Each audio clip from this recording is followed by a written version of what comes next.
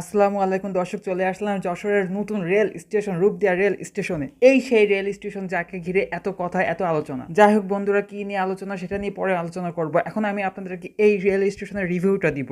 Rail স্টেশনের সামনে বরাবর মোটরসাইকেল, গাড়ি, বাস যা আছে সবকিছু ধরার জায়গা রয়েছে এবং এর কোনো কমতি পড়বে না।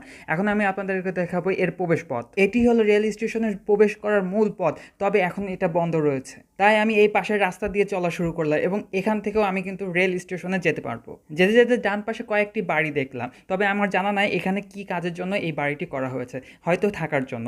যাই হোক, কোয়ার্টারও হতে পারে। এবার আমরা চলে আসলাম একদম রেল স্টেশনের রেল স্লিপারে। একবার দেখো কত সুন্দর একটা জায়গা, এত সুন্দর জায়গা, চারিপাশে ফাঁকা আর ফাঁকা এবং এর মাঝখানে কিন্তু রেলের 4 লেন চলে গিয়েছে।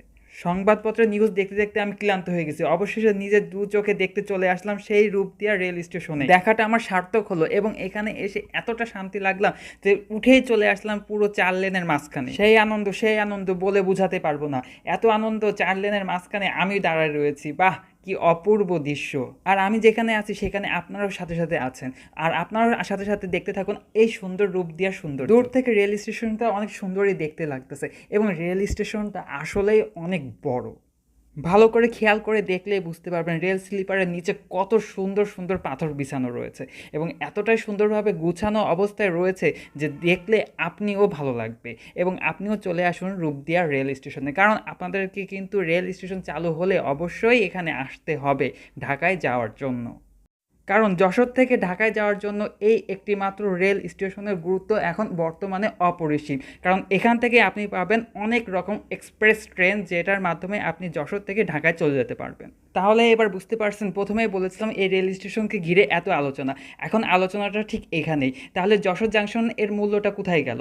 সব মূল্য তো চলে গেল রূপদিয়া রেল স্টেশনে। এবং সবচেয়ে অবাক করা বিষয় হলো এই প্রাচীন যশোর জংশন থেকে ঢাকায় যাওয়ার জন্য ট্রেন একেবারেই খুবই কম পরিমাণে থাকছে। বন্ধুরা, এই রেল স্টেশনে একটি সুন্দর ওয়াচ টাওয়ার দেখা যাচ্ছে এবং সব জায়গায় কিন্তু এই রকম ওয়াচ টাওয়ার দেখা যায় না। যথেষ্ট উঁচু ওয়াচ টাওয়ার এটি এবং এখান থেকে কিন্তু ট্রেনে আসা যাওয়া সবকিছুই ভালোভাবে পর্যবেক্ষণ করা যাবে। বর্তমানে এই রেল স্টেশনটি উদ্বোধন করা হয়ে গিয়েছে এবং এখানে যখন যশোর থেকে ঢাকা যাওয়ার ট্রেন চালু হয়ে যাবে তখন সবচেয়ে জমজমাট স্টেশনটি হবে এই রূপদিয়া রেল স্টেশন।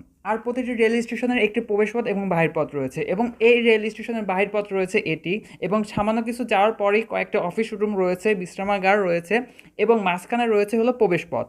এবং আমি সবচেয়ে বেশি অবাক হয়ে গিয়েছি এই রেল স্টেশনটা এতটা পরিষ্কার যে এখানে যতবারই আসবেন না কেন আপনি সবসময় পরিষ্কার জায়গাটাই দেখবেন। অনেকেই হয়তো ভাবতে পারবেন এখানে এখনো লোকজন আসেনি তাই এত পরিষ্কার, কিন্তু না, এখানে প্রত্যেক দিন অনেক লোকজন আসে এবং শুধু লোকজনই না, এখানে কিন্তু অনেক টিকটক ভিডিও বানায়। যদিও আমি এই ভিডিওগুলো বসে বসে দেখছি, আপনাদেরকে দেখাইনি, যদি রাগ করে এই জন্য দেখায়নি।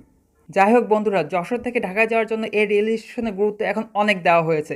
তবে আপনাদেরকে একটি কথা বলে দিই, যশোর জাংশন যদি রেল স্টেশন চালু না হয় তবে এই রেল স্টেশনে আসতে আমাদেরকে অনেক ভয়ঙ্কর মেন রোড দিয়ে আসতে হবে এবং বিপজ্জনক রাস্তার সাথে সাথে সময়ও অনেক নষ্ট হবে।